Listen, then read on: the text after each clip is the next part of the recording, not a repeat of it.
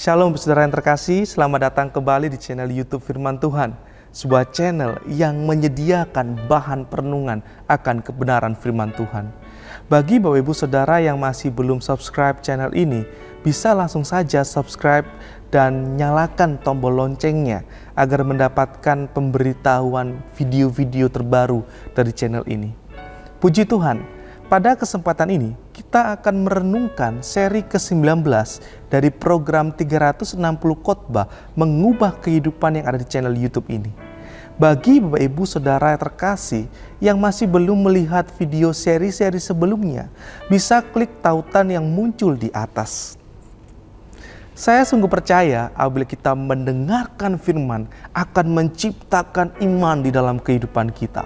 Ketika mesbah-mesbah doa keluarga terbentuk di rumah-rumah, maka akan banyak keluarga dan orang Kristen yang hidupnya dipulihkan, menjadi berkat, dan tetap merasakan damai sejahtera Allah yang tiada tara tersebut. Amin Bapak Saudara yang terkasih. Kebenaran firman Tuhan pada kesempatan ini berjudul Allah yang tinggal bersama kita, yang terambil dalam Yesaya pasal 57 ayat 14-19. Demikian kebenaran firman Tuhan. Ada yang berkata, bukalah, bukalah, persiapkanlah jalan, angkatlah batu sandungan dari jalan umatku.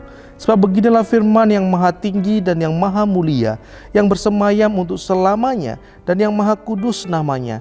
Aku bersemayam di tempat tinggi dan di tempat kudus, tetapi juga bersama-sama orang yang remuk dan rendah hati, untuk menghidupkan semangat orang-orang yang rendah hati dan untuk menghidupkan hati orang-orang yang remuk. Sebab bukan untuk selama-lamanya aku hendak berbantah, dan bukan untuk seterusnya aku hendak murka, supaya semangat mereka jangan lemah lesu di hadapanku. Padahal akulah yang membuat nafas kehidupan. Aku murka karena kesalahan kelobaannya.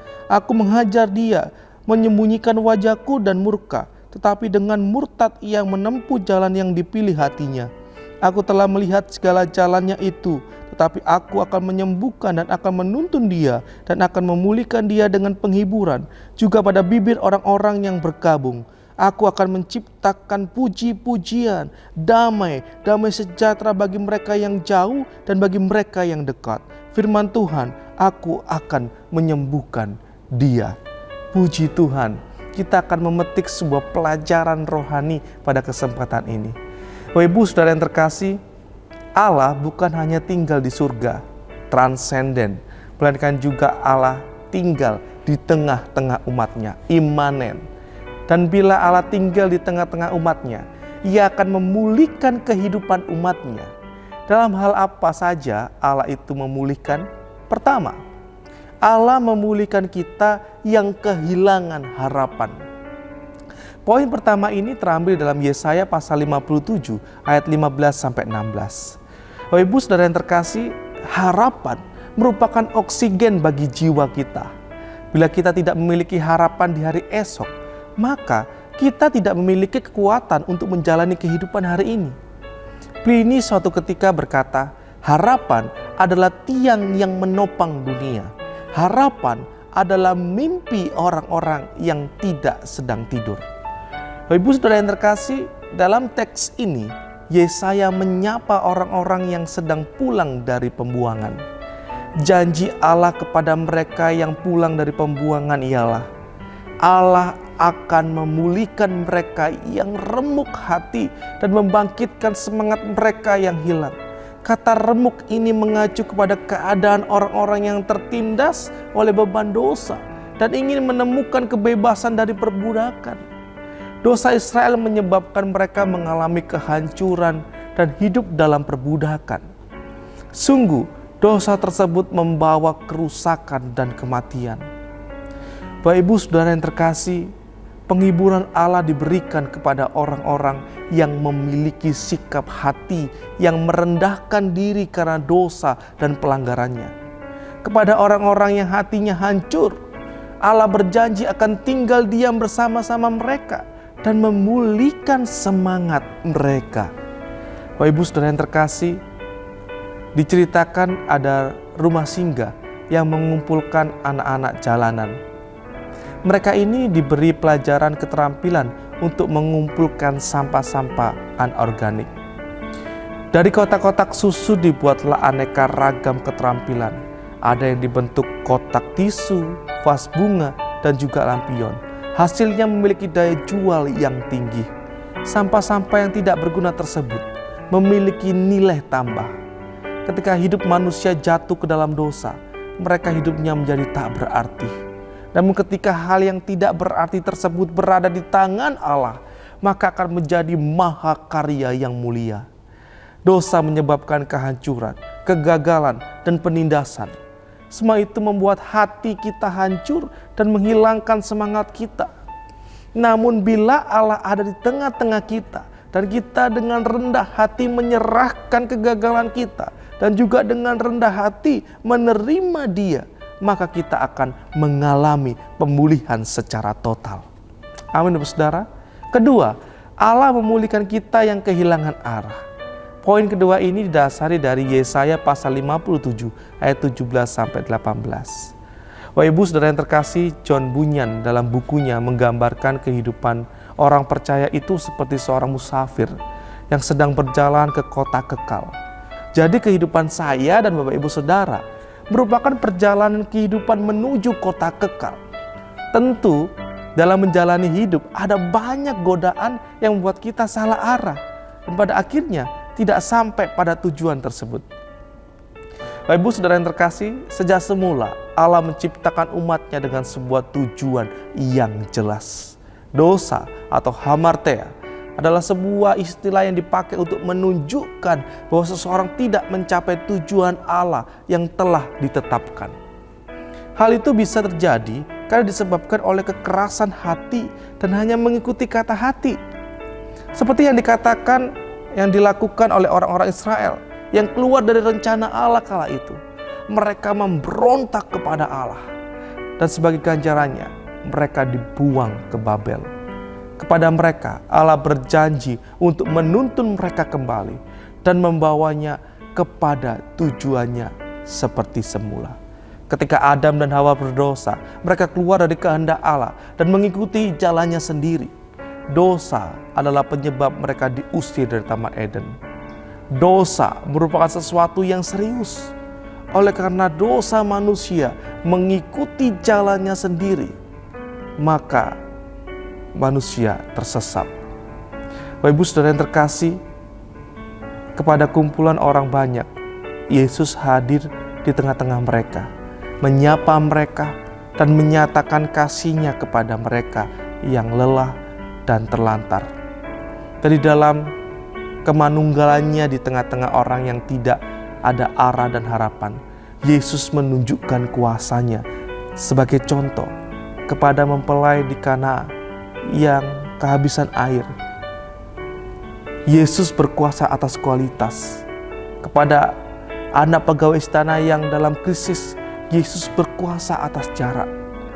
Kepada orang yang lumpuh, yang meringkik di pinggir kolam Bethesda, Yesus berkuasa di atas waktu. Kepada orang yang kelaparan, Yesus berkuasa di atas jumlah. Kepada para murid yang ketakutan menghadapi amukan angin, Yesus berkuasa di atas alam.